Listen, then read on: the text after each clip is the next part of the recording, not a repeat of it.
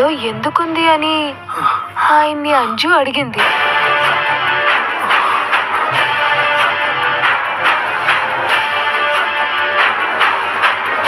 పైకొచ్చి first time ఆ files ని ముట్టుకున్నందుకు నాపై అరిచారు. ఓ అంజలి అడాప్షన్ సర్టిఫికెట్ అనుకుంటా. వామ్మో, సార్ రావటం కొంచెం ఆలస్యం అయి ఉంటే అంజలి గురించి నిజం ఇంట్లో అందరికీ తెలిసిపోయేది.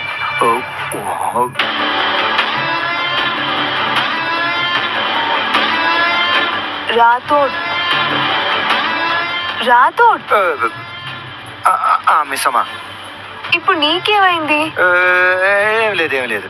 నాకేమైంది? ఏం లేదు. ఇవాళ కూడా ఉన్నట్టుండి అనాథ శరణాలయానికి ఎందుకు తీసుకెళ్లారు?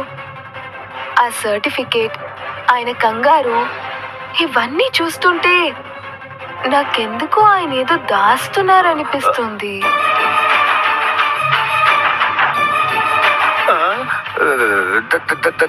దాసటం ఏంటి మిస్ అమ్మా? ఆయన ఎందుకు దాస్తారు?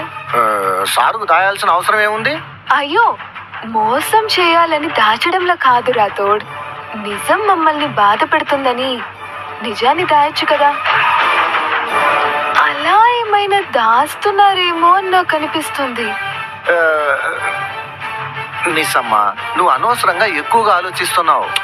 అలాంటిది ఏమి లేదు. నువ్వు వెళ్ళి పడుకోపో. అంతే అంటావా? నేనే ఎక్కువగా ఆలోచిస్తున్నానా? అంతే మిస్ అమ్మా, నువ్వు వెళ్ళిపో. వెళ్ళు.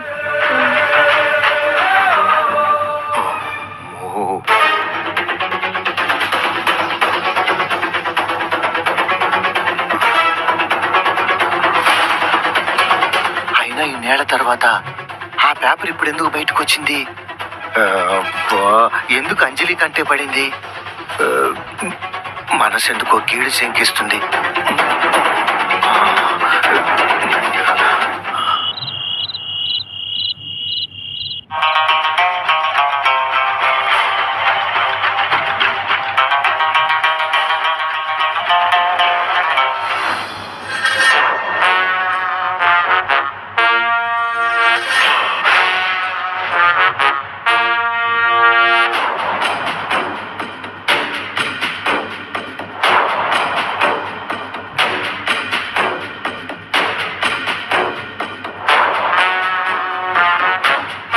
నెలలు మోసి ప్రాణం పోయే నొప్పులు భరించి కనిన నేనే దాన్ని వదిలించుకొని ముందుకు వెళ్ళిపోతుంటే వీడు పట్టుమని 10 నెలలు కూడా దాంతో లేడు. రాష్ట్రాలు దాటిన 6 ఏళ్లు గడిచిన దేశం అంతా జల్లెడు వేసి నన్ను పట్టుకుని నా ప్రాణాలు తీసైనా దాని జాడ తెలుసుకోవాలని అంత ప్రేమ ఎలా వచ్చింది? ఏంటి మేడం, మీకు కూతురుందా? ఉండేది. వదిలేసి వచ్చేసారా మేడం?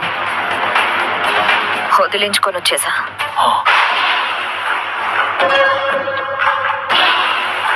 మేడం, మనిషి ప్రాణం తీసేంత క్రూరత్వం ఉంటే అవసరం అనుకున్నాను. కానీ తల్లయ్యుండి నెలల బిడ్డని వదిలించుకుని వచ్చానని కొంచెం కూడా పశ్చాత్తాపం లేదు మీకు. అంత కసాయితనం మీలో ఉందని అనుకోలేదు మేడం. అరుంధతి ప్రాణం తీసి నువ్వు కూడా పిల్లలకి తల్లిని దూరం చేశావు. నువ్వు నేను మంచి గురించి మనసు గురించి మాట్లాడుకోకూడదు బాబ్జీ. నాది అవసరం మేడం. నాది పగ, ప్రతీకారం, పంతం, ప్రేమ. నేను చేసిన ప్రతి పనికి నా కారణాలు నాకున్నాయి. అది ఎవరికి అర్థం కాకపోయినా పర్వాలేదు. రాజు ప్రాణాలు చిలకలో ఉన్నట్టు నా ప్రాణాలు నేను వద్దనుకుని వదిలేసిన ఆ బిడ్డలో ఉన్నాయి. రణ్బీర్, నీకు కూతుర్నిచ్చేదాకా నన్ను వదలవు. ఇస్తే నా ప్రాణాలను వదలవు. అదెక్కడుందో నాకు తెలీదు. ఎక్కడ వదిలేసానో చెప్తే ఎలా అయినా సరే ఆ పాప నువ్వు పట్టుకుంటావు. నా చుట్టూ అల్లుకున్న చిక్కుముడులకి, సమస్యలకి ఏకైక పరిష్కారం నువ్వు నన్ను వదిలేసి వెళ్ళిపోవడం. నువ్వు నన్ను వదిలేసి వెళ్ళిపోవడం కాదు, పంపించేస్తా. వీడు హైదరాబాద్లో ఉండకూడదు.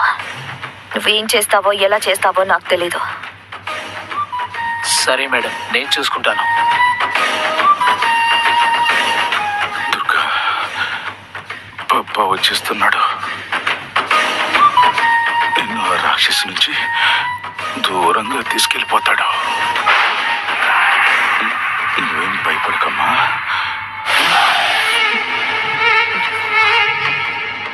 కోల్కత్తా వెళ్ళిపోయి ఆ కాళికా మాతలో నీ కూతుర్ని చూసుకో రణ్వీర్. అప్పుడైనా నీ ప్రాణాలు మిగులుతాయి. ఇలా కూతురని నా వెంటొస్తే నీకు మిగిలింది చావే.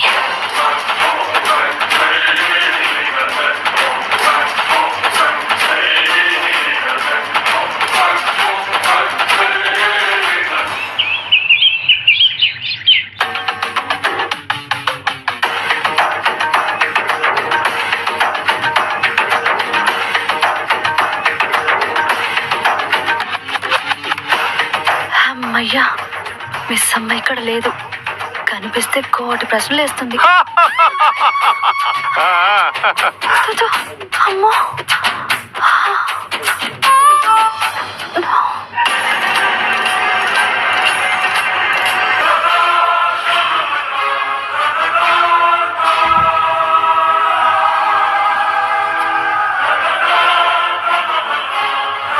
ఈయన డైరీ తీశారు అంటే మను గురించి నేను రాసింది చదివితే మనుని ఇప్పుడే ఈ ఇంట్లో నుంచి అందరి జీవితాల్లోంచి వెళ్ళగొడతారు. అమ్మయ్యా,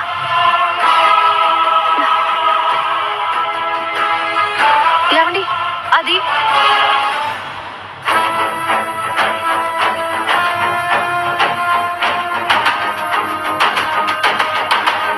నీ కథం గురించి నీకున్న ప్రతి ప్రశ్నకి సమాధానం కనిపెట్టన్నారు.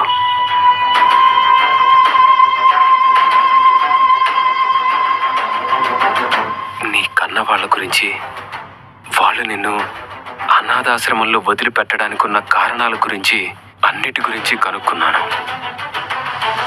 నిజం తెలిసిన వెంటనే ఆనందంతో మాటలు రావనుకుంటే కళ్ళల్లో నీళ్లు వచ్చాయి.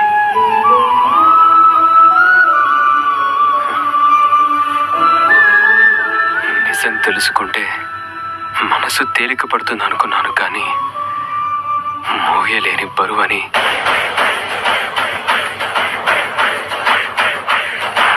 జీవితాంతం నిజం దాచే బాధ్యతనిస్తుందని నేను అనుకోలేదు.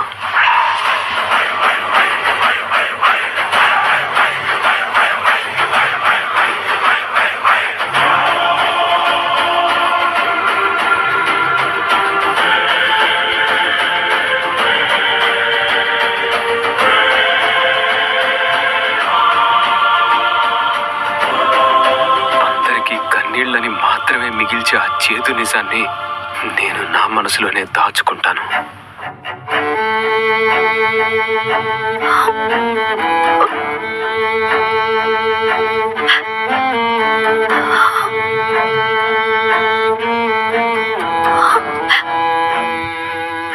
నా కన్న వాళ్ళ గురించి నాకు తెలుసుకోవాలనుందండి,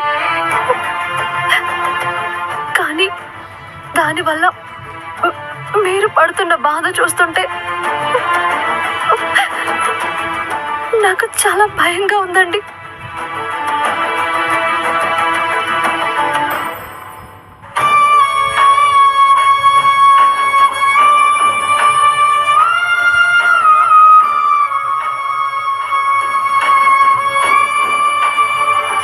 అంజలి నా కూతురు కాదని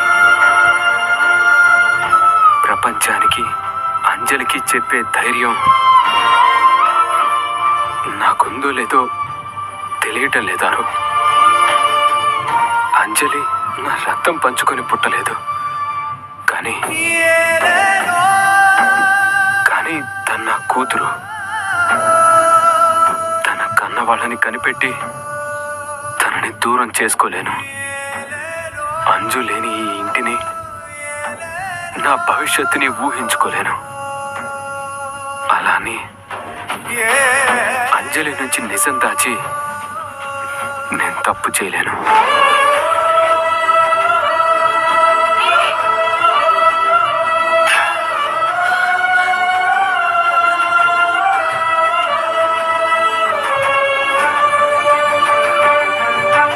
ఐ మిస్ యు ఆరు.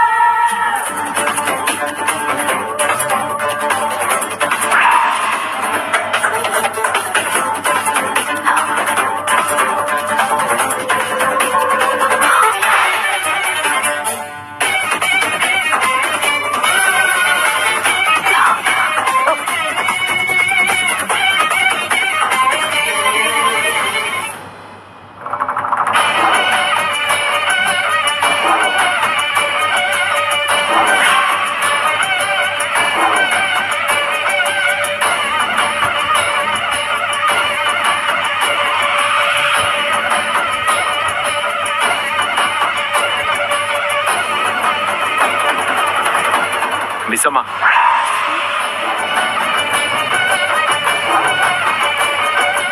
నిన్న నైట్ ఏదో కంగారులో అరిచేశాను. సారీ.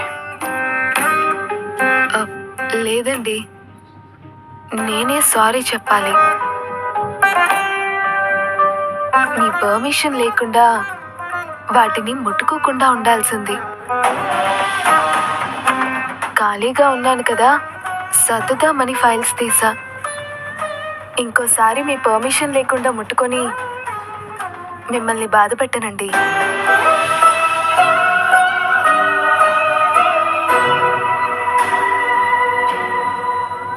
ఈ రూమ్లో నీకు ఏం ముట్టుకోవడానికైనా, ఈ ఇంట్లో నువ్వు ఏం చేయడానికైనా నీకు పూర్తిగా అధికారం ఉంది. కానీ ఈ కబోర్డ్లో ఉన్నవన్నీ నా 6 జ్ఞాపకాలు. నాకు మిగిలింది అవి మాత్రమే. వాటిని నేను ఎవరితోనూ షేర్ చేసుకోలేను.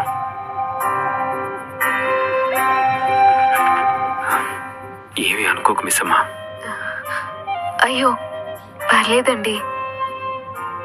అక్క విషయంలో మీరు నాకు ఎక్స్ప్లెనేషన్ ఇవ్వాల్సిన అవసరం లేదు.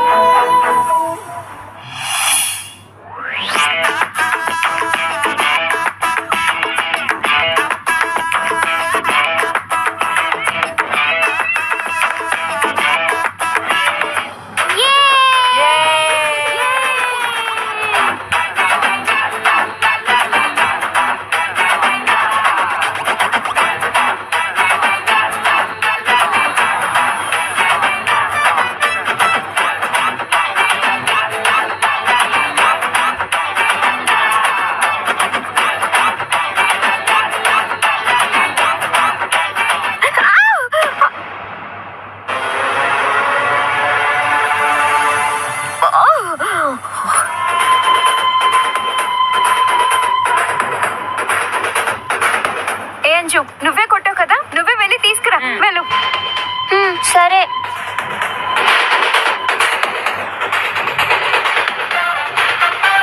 సారీ ఆంటీ, చూసుకోలేదు. ఏయ్, ఎక్కడ ఆడుకోవాలో ఎక్కడ ఆడుకోకూడదో తెలీదా నీకు? బయటే కదా ఆడుకుంటారు, అందుకే బయట ఆడుకుంటున్నాం. బాల్ వచ్చి కార్ గ్లాస్ కి తగిలి కార్ గ్లాస్ పగిలిపోతే ఎవరు రెస్పాన్సిబిలిటీ? మీరు మరీ చాలా కామెడీగా మాట్లాడుతున్నారు ఆంటీ. మేము కొట్టేదానికి కార్ గ్లాస్ పగిలిపోద్దా? మాటకి మాట సమాధానం చెప్తావా? నిన్ను మనోహరి మనోహరి మనోహరి మనోహరి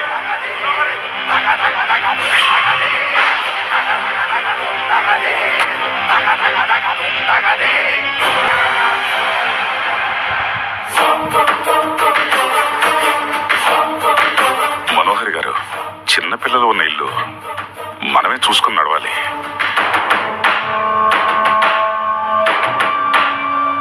పిల్లల్ని ప్రేమతో పెంచాలి, ప్రేమగా మాట్లాడాలి. ఇలా భయపెట్టకూడదని, చేతులు ఎత్తకూడదని మీకు తెలీదా? అవునులే, ఎలా తెలుస్తుంది?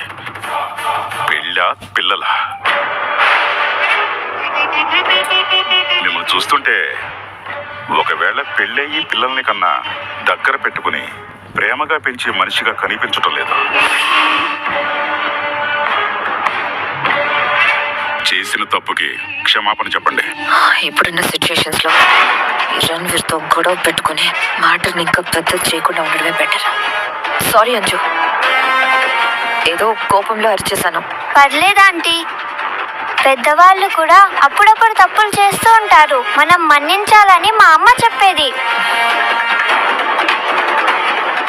అంజు, ముందు అంకుల్ కి థ్యాంక్స్ చెప్పు. అవును కదా, థ్యాంక్స్ అంకుల్.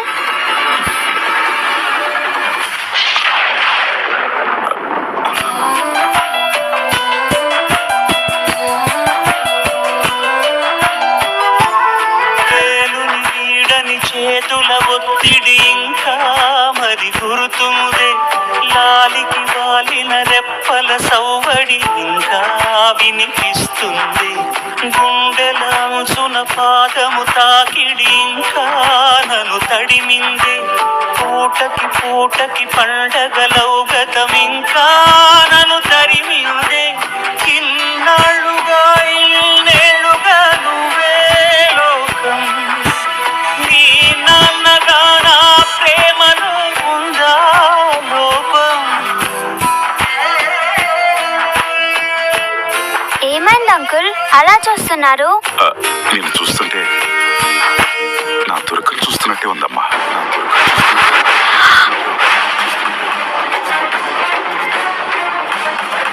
దుర్గనా? తనెవరు?